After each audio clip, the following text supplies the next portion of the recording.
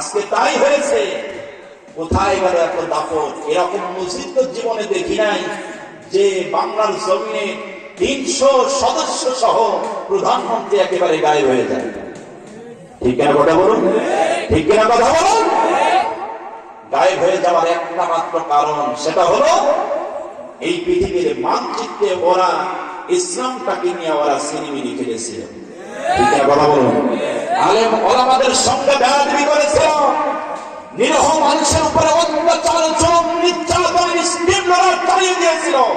যার কারণে আমার আল্লাহ পাক সহ্য করতে পারেন নাই। আবু লাহাবকে যেভাবে ধ্বংস করে দিয়েছে, টাটকা বর্তমান আবু জাহেলকে আল্লাহ পাক ধ্বংস করে দিয়েছে। আপনারা বিশ্বাস করেন তো? সম্মানিত হাজির, যার জ্বলন্ত প্রমাণ, জ্বলন্ত প্রমাণ, এর চাইতে আর প্রমাণ কি হতে পারে? এত দাপট, এত দাপট। আমি বড় আশ্চর্য হয়ে যাই যে 15টা বছর ধরে একটা দলের উপরে তোমরা জুলুম নির্যাতন করলে, এক একটা মানুষকে 14টা, 15টা, 20টা, 100টা, 200টা, 300টা পর্যন্ত মামলা দিয়েছে। কি দেয় নাই?